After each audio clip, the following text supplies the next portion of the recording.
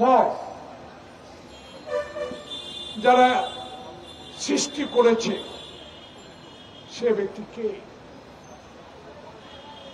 অনেক মিডিয়া বলেছেন সে master mind. আমি বলবো মাস্টার মাইন্ড না, মবের রানী সে। আমি মনে করিয়ে দিতে চাই সুশীল সমাজ যারা আজকে মবের, যারা গত দুদিন আগে একটা অবৈধ নির্বাচন কমিশন প্রধানকে আইন নিজের হাতে তুলে নিয়েছেন। অবশ্যই আমার দলের নেতা সালাউদ্দিন আহমেদ, অ্যাডভোকেট রিজভী আহমদ সাহেব সেটাকে প্রতিবাদ করেছেন এবং আইনের আওতায় আনার দাবিও করেছেন। আমি আজকে সুশীল সমাজের কাছে প্রশ্ন থাকতে চাই, আমরা অবশ্যই মবের বিরুদ্ধে।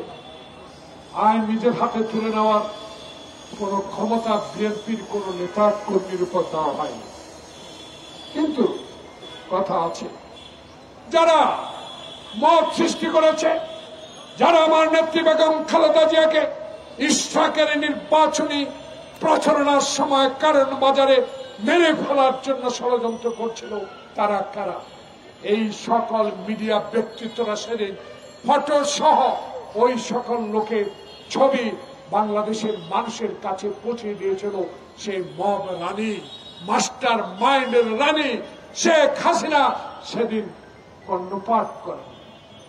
আমি তাই সালাউদ্দিন রিজভীকে ধন্যবাদ জানাচ্ছি, আমার নেতা তারেক রহমানকে ধন্যবাদ জানাচ্ছি।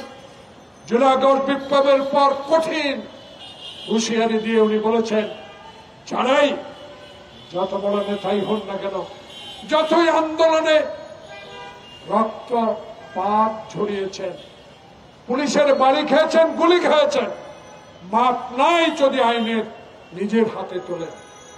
তাই আজকে আমি ওই সুশীল সমাজকে বলতে চাই, সেদিন আবরারকে খুঁচিয়ে খুঁচিয়ে যখন হত্যা করা হলো, যখন বিশ্বজিৎকে কুপিয়ে কুপিয়ে হত্যা করা হলো, যদি ইশরাককে বরিশাল যেতে মেরে ফেলার ষড়যন্ত্র করেছিল, আমরা যারা আপনাদের এই টেলিভিশনে টক শো করতে যেতাম, নিজের গাড়ি প্রিয় ভাইরা ব্যবহার করতে পারতাম না, আপনারা গাড়ি পাঠাতেন, চুপে চুপে কোনরমে মাথা নিচু করে আমরা যখন এই টক শোতে যেতাম, বের হওয়ার পরে এই রানী, এই মাস্টার মাইন্ডের তিনি নির্দেশে আমাদেরকে কত না অপমান করেছে। সেদিন এই কথাগুলো যারা বলেন নাই, যারা এখন বলেন, তাদেরকে আমি সম্মানের সহিত বলি, এই কণ্ঠ যেন আপনাদের বরাবরই থাকে, অতীতের ন্যায় যেন আর ব্যবহার না করেন, সামনের দিকে এগিয়ে যান, আমরা আপনাদের সাথে থাকবো।